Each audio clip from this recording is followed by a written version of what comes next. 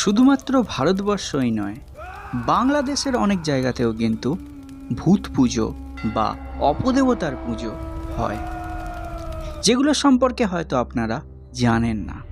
বাংলাদেশের বান্দারবনে বোম নামক এক ধরনের সম্প্রদায় বসবাস করে।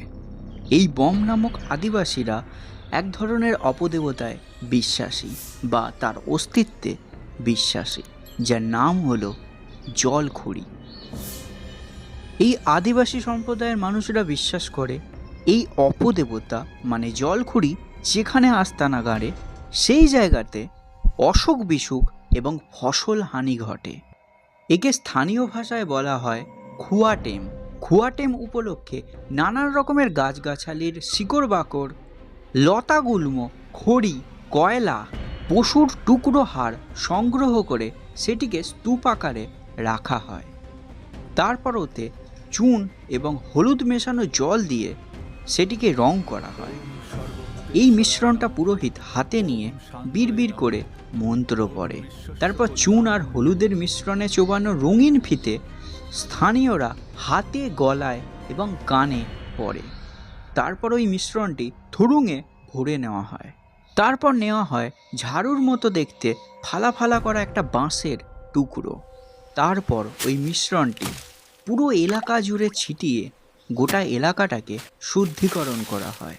হই হই করতে করতে দূর হ দূর হ এই বলে চিৎকার চেঁচামেচি করতে করতে বাড়িঘরের দেওয়ালে জোরে জোরে আঘাত করা হয়। এই সম্পূর্ণ মিশ্রণটি পুরো এলাকা জুড়ে ছেটানোর পরে তারপর দিনের শেষে ওই ঝাড়ুটা আর থুড়ুং উল্টে রাখা হয়।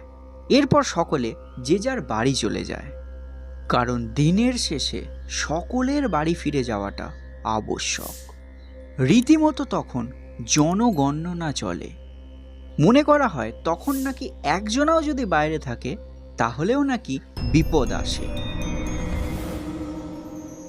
এই শুদ্ধিকরণের দিন বেলার শেষে কাউকে আর বাইরে থেকে এই গ্রামের ভেতরে প্রবেশ করতে দেওয়া হয় না।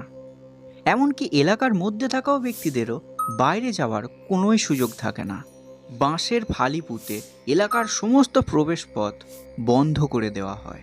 এই সময় বাড়ির মেয়েরা কেউই বাইরে আর কাপড় মিলতে পারে না। বাংলাদেশের ওই বান্দারবন এলাকায় জলের সমস্যা রয়েছে। ওই কারণে আদিবাসী সম্প্রদায়ের মানুষজন লাউকে শুকিয়ে তার খোলের মধ্যে করে অন্য জায়গা থেকে বা নদী থেকে জল সংগ্রহ করে আনে। আর এই জল সংগ্রহ করার দায়িত্ব বেশিরভাগ ক্ষেত্রেই মেয়েরা পালন করে থাকে। আর এই পুজোর সময় লাউয়ের খোলে করে পিঠে করে যখন জল আনে মেয়েরা, তখন যদি জল পড়ে গিয়ে পিঠটা ভিজে যায় তখনও কিন্তু সমস্যা দেখা দেয়। মনে করা হয় এসব ক্ষেত্রে খুয়াটেম কার্যকরী হয় না। তাই এই সময় আদিবাসী সম্প্রদায়ের মেয়েরা খুবই সাবধানে জল নিয়ে আসে। দিনের শেষে বাড়িতে সকলে ঢুকে পড়ার পর এলাকা জুড়ে থাকে অপার নিস্তব্ধতা।